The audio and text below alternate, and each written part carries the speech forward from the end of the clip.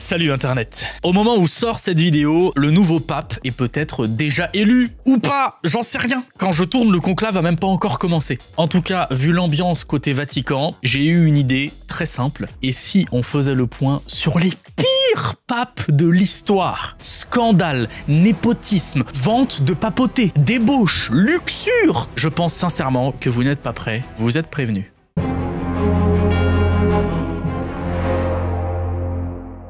Monsieur et Madame XII ont un fils, Jean.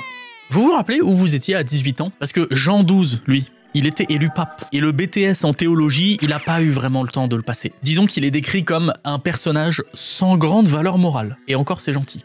Alors, on est en 955 dans une Italie toute morcelée. Vous le voyez, au milieu de ça, il y a les états pontificaux, c'est l'ancêtre du Vatican, c'est le domaine du pape, il y a Rome en plein milieu, mais il y a un gros problème. Lui, Béranger II, qui contrôle le nord de l'Italie actuelle et qui veut plicher Rome. Jean XII est donc bien plus focus sur l'aspect géopolitique, défense de son territoire, que sur sa relation avec Dieu. Et pour se détendre entre deux moments stressants, chasse avec l'un de ses 2000 chevaux, torture, et surtout beaucoup d'orgies, directement au palais de Latran, qui est la résidence des papes à l'époque. Pas étonnant que certains contemporains l'aient carrément surnommé l'Antéchrist. Les prières, le salut de l'âme, non, très peu pour lui. Il meurt finalement assez jeune, à 27 ans, supposément dans les bras de sa maîtresse, ou tué par un mari jaloux, on ne sait pas. Par contre, j'ai dit 27 ans. Je me permets de vous remontrer son portrait officiel, qui se trouve avec tous les autres papes, sur les murs de la basilique Saint-Paul, hors les murs. Ils ont pas capté qu'à 27 ans, on n'a pas cette tronche-là? Quoi qu'il en soit, sa mort marque aussi la fin d'une période bien sombre de l'histoire papale, qu'on appelle le siècle obscur. Pendant environ 60 ans, des papes se succédaient à la chaîne, dans un cocktail de corruption, de violence, de débauche. Certains historiens parlent même de pornocratie pontificale. C'est un vrai terme. Et encore, à l'époque, on croyait avoir tout vu. Ils connaissaient pas encore le pape qui ira jusqu'à juger un cadavre. Mais ça, on y reviendra au numéro 1.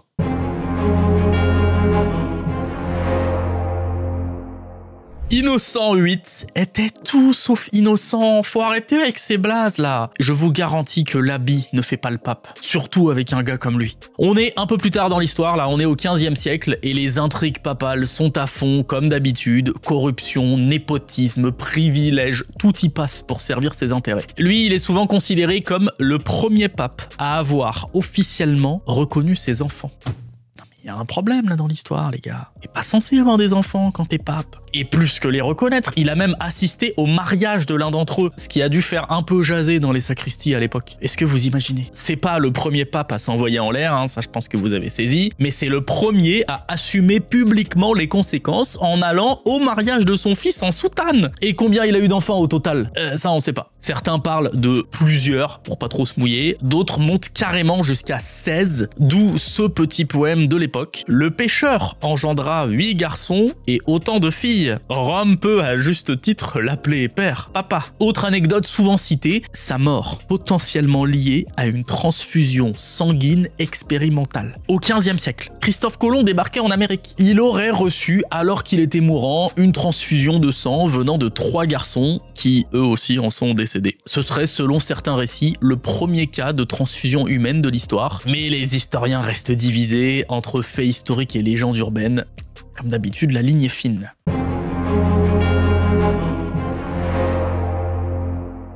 Quand on pense à un pape, on pense légitimement à des bénédictions, des prières, des discours de paix, pas pour Jules II. Lui, il préférait l'armure, les sièges de ville et les trahisons diplomatiques. C'est un peu notre pape guerrier de cette vidéo, bien plus que Jean XII ne l'a été. Il ne vous dira jamais « Dans lui, l'autre joue, fils ». Mais plutôt « Dégaine ta catapulte ». On va cramer cet hérétique là. Début 16e siècle, en pleine guerre d'Italie, c'est un bordel sans nom en Italie. Je vous montre sur une carte, hein, ce sera plus simple. En 1508, la situation ressemble plus ou moins à ça. Déjà, il y a pas mal de duchés, Savoie, Mantoue, Modène, qui sont des des vassaux du Saint-Empire. Il y a le duché de Milan aussi, qui est français depuis peu, et le duché de Ferrare, qui est un vassal des États pontificaux. Il y a pas mal de républiques aussi, indépendantes, Lucques, Saint-Marin, Florence, Sienne, Gênes. Il y a des petits bouts de territoire qu'on appelle des marquisats. Il y a celui de Montferrat, qui est un vassal du Saint-Empire, et celui de Salus, qui est tiraillé entre France et Saint-Empire. Et puis il y a les trois mastodontes, États pontificaux, Royaume de Naples, qui est espagnol depuis peu, mais surtout Venise.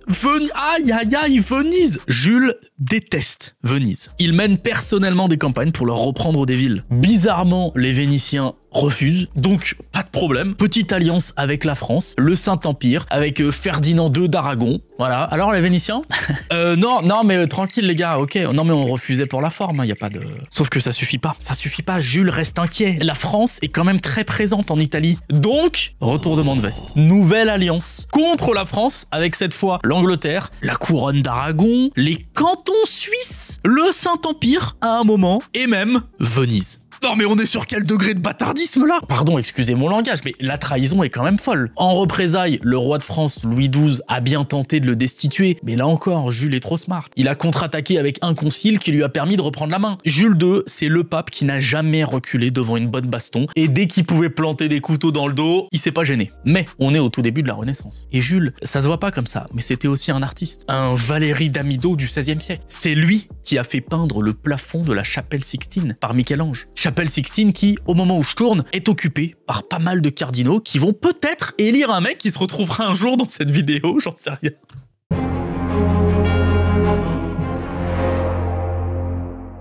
Allez, on continue avec, cette fois-ci, le pape le plus célèbre de la Renaissance, Alexandre VI, a.k.a. Rodrigo Borgia. Pour ceux qui ne sont pas familiers avec cette lignée, disons que c'est comme si Game of Thrones rencontrait les feux de l'amour. C'est pour ça notamment que le nom Borgia peut vous parler, il y a une série incroyable autour de cette famille. 1492, c'est l'année de Christophe Colomb, mais on s'en fout, c'est l'année surtout où Rodrigo est élu pape à l'âge de 61 ans. Après une carrière longue et très productive, puisqu'il a placé sa famille partout où il le pouvait. Pour lui, l'église, c'est une entreprise familiale. Son fils, César, commande une armée. Sa fille, Lucrèce, est mariée à plusieurs nobles selon les besoins stratégiques du moment. L'amour, le quoi? Non mais on n'a pas le temps avec ça. Ici, on suit le business plan à la lettre. Avec Alexandre VI, on est sur une start-up du vice. Achat de votes au conclave. Népotisme XXL. Meurtre commandité. Et puis tant qu'on y est, évidemment comme d'habitude, rumeur d'inceste, orgie papale, la totale. J'imagine bien Jean XII qui a dû les regarder là-haut avec une petite larme de fierté au coin de l'œil. La Rochefoucauld a dit dans ses maximes, en vieillissant, on devient plus fou et plus sage. Alors plus fou, on a bien saisi, plus sage, j'ai encore du mal à voir. Rodrigo n'a pas dû recevoir le mémo. Et si vous ne connaissez pas les maximes de la Rochefoucauld, foncez vous renseigner, c'est incroyable.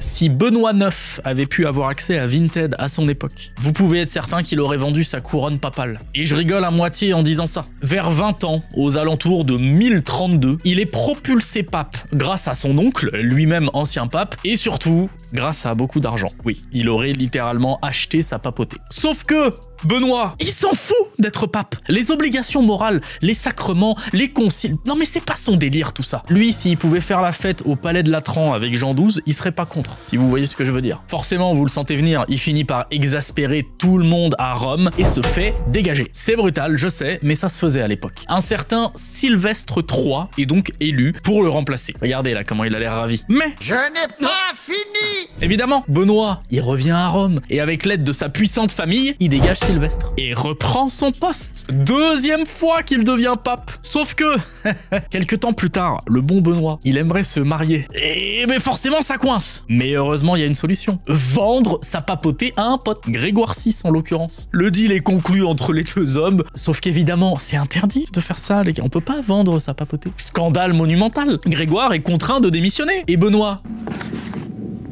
Je reviendrai. Il revient encore. Troisième fois qu'il est pape, Benoît. Mais ça dure pas. À un moment, tout ce bordel, c'est trop. L'empereur Henri III s'en mêle. Convoque le synode de Sutri en décembre 1046. Les 3 papes en circulation sont officiellement évincé. Benoît IX, qui revient encore et toujours à la charge, Grégoire VI, qui avait acheté sa place, et Sylvestre III, qui avait jamais vraiment lâché l'affaire. Le soap opéra version soutane, je m'y attendais pas. Hein. Je vous avoue, c'est une belle découverte.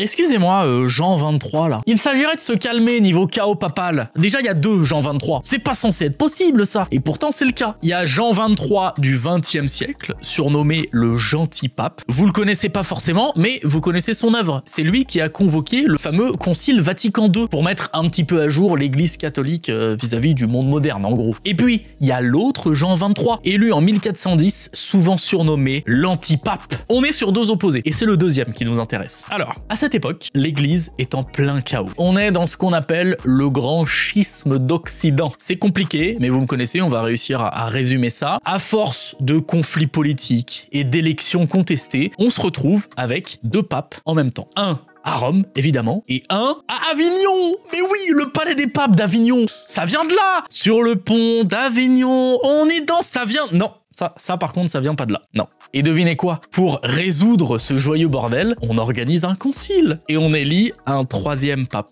Un 3e pape? Mais comment c'est censé régler la situation en fait? Je comprends pas moi. Bon, en l'occurrence, il s'agit d'Alexandre V. Anecdotique, Alexandre V, il meurt juste après. Et il est remplacé donc par Jean 23, le fameux, c'est de là d'où il vient. Mais comme la situation reste un méga bourbier, je vous rappelle qu'on a 3 papes. 5 ans plus tard, en 1415, on finit par se dire, là c'est bon, c'est maintenant, on règle le problème. Concile de Constance, catastrophe pour Jean 23. C'est terrible ce concile. Il est accusé d'adultère, de meurtre, d'abus divers, si bien qu'il fuit en robe de chambre et bonnet de nuit pour ne pas être reconnu. Il y a même des légendes qui disent qu'il aurait été pirate dans une autre vie, non mais toujours plus. Quoi qu'il en soit, il est rattrapé, il est capturé, il est emprisonné, et puis il est libéré quelques années plus tard.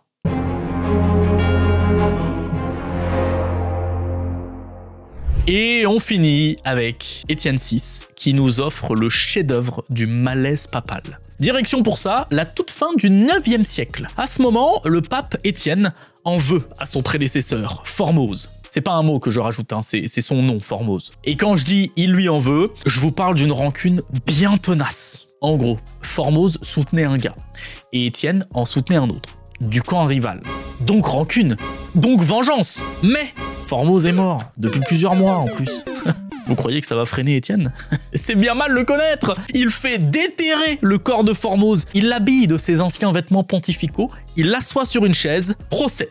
Un vrai procès, en présence des cardinaux, c'est un procès. Cet épisode lunaire s'appelle le concile cadavérique. C'est historique, hein, tout ce que je vous raconte. Formose est accusé de s'être emparé du trône papal de manière illégitime. Et comment il faisait pour se défendre? Eh ben, selon certaines sources, un diacre, un assistant de prêtre quoi, aurait parlé à sa place pour éviter que les silences s'éternisent. Je sais pas, d'accord? Ça devait être n'importe quoi. À la fin du procès, qu'est-ce qui s'est passé? Bah, Formose a été déclaré coupable, évidemment. Il peut pas se défendre. Sa papauté est annulée et son cadavre, hop là, balancé à la flotte. Je veux bien qu'on soit au Moyen-Âge, que l'église a tous les pouvoirs, que tout le monde a peur d'eux, machin. Non mais là faut pas abuser. Ça a profondément choqué même à l'époque. Étienne a été arrêté quelques mois plus tard après l'incident, emprisonné et il est mort dans sa cellule, probablement étranglé. Formose, lui, il sera réhabilité plus tard. Et Étienne, eh ben, il se retrouve dans cette vidéo, hein. Non mais c'est bien déjà, franchement. Bon, évidemment, cette vidéo n'a pas pour but de refaire l'histoire complète de chaque pape, hein, vous l'avez vu, mais plutôt de montrer ce que la postérité a retenu, et c'était pas toujours très catholique. Alors oui, la plupart datent du Moyen-Âge ou du début de la Renaissance, mais qui sait, on peut peut-être prévoir une partie 2 sur des papes plus récents. D'ici là, portez-vous bien, ne jugez pas de cadavres cette semaine, s'il vous plaît, et on se retrouve la semaine prochaine. Salut Internet.